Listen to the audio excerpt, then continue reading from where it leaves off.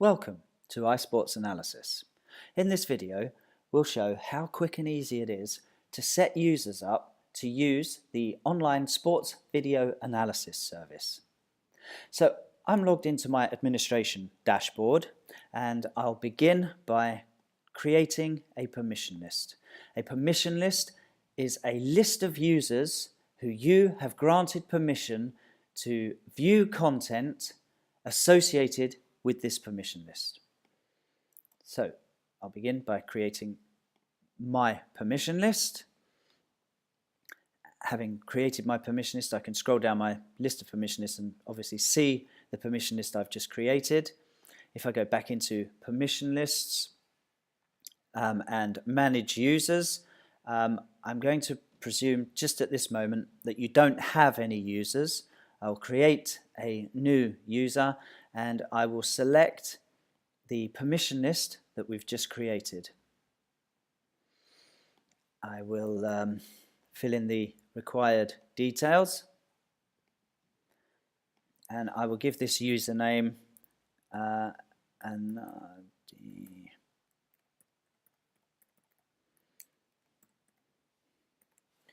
I've put the @ISA because it's a nice way for me to know that I'm setting this user up for my channel, and I've also included what this user is used for.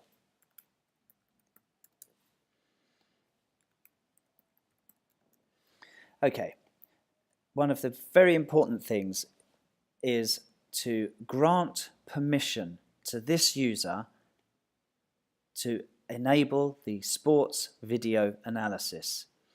You can also grant permission to view other people's video analysis. This is a very handy feature that allows or denies people to view other team members' analysis. The most important one that we need right now is the sports video analysis. Without that, this user will not be able to analyze sessions. So I've created my user and my user has been registered.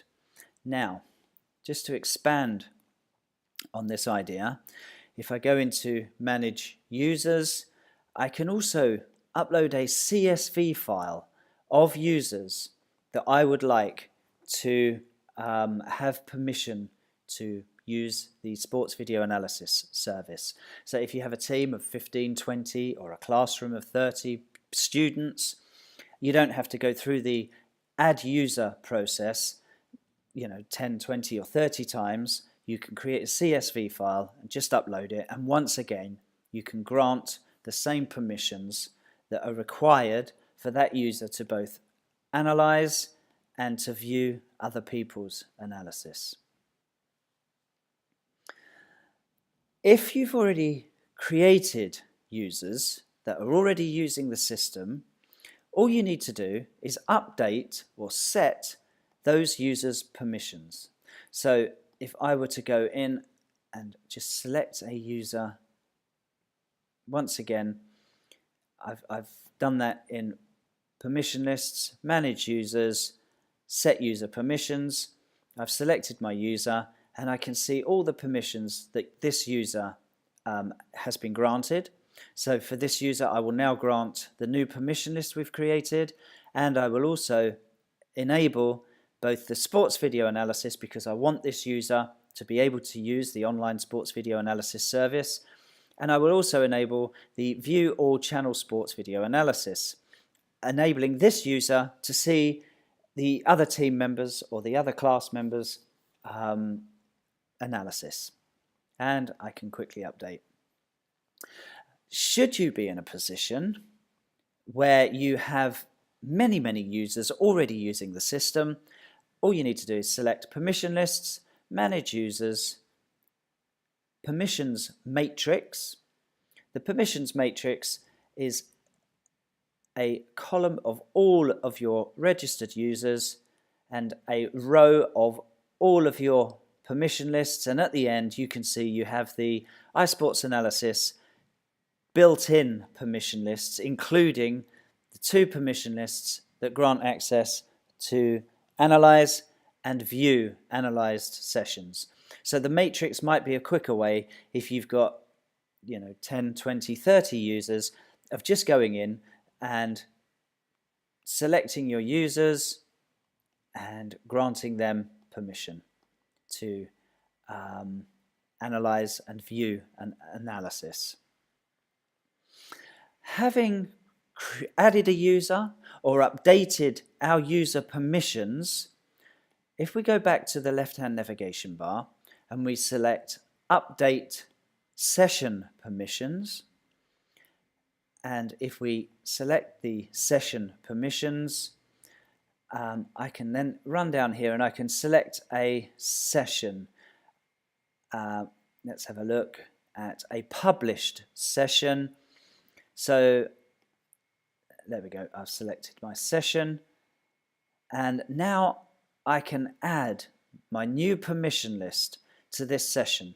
So I've created a permission list, I've populated that list with all the people that I want to grant permission to view content associated to this permission list, and in this particular update session permissions functionality, I'm now associating my session, which is this session here, to this permission list. So now anybody in this permission list will have access to viewing this session, and anybody in this permission list who has been granted sports video analysis permissions will be able to analyze this session. If I set my session permissions, I've now updated this particular session so that anybody on that list can sign in and view this content, and if they sign in and have permission to use the sports video analysis, they can then analyze this session. If we now come over to channel sign-in, which is accessed through the main website, and if I quickly sign in to my channel,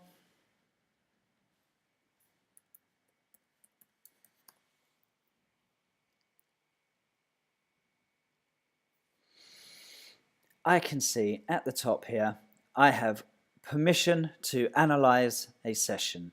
I can also update analyzed sessions, I can create code windows, and I can update code windows that I have created. What I can also see is that we are looking at the default video channel. So this is the default video channel for iSports analysis. Any analysis showing up in this session will be analysis that has been done by the administrator. And as we can see, there is a very nice stats page here of the analysis that's been carried out by this administrator. If I go back to my video channel, I can also select analysis done by other members who have logged in using the username and password we've just set up and have then analyzed sessions. So if I were to click on this particular session here, I can see the same stats page with the analysis for this session. If I select Analyze Session, I can select a code window, let's say Hockey Basic. I can select a session that I've got permission to view because it's part of it's associated to a permission list that I'm a member of. I can now see that I have everything I need to analyze this session. What we can do is, if I say edit code window, because if I scroll down here, sometimes the code window is a bit tries to center itself, sometimes doesn't quite get it right. I can zoom in and out using my mouse so that I can place this in a position that really works for me. And I can see my timeline down here that has all of my actions that are available in my code window, and I can see my video. If I were to play my video, I can then start analyzing my session. And I can make this a bit clearer by zooming in so I can really see what's going on in my analysis. There we go.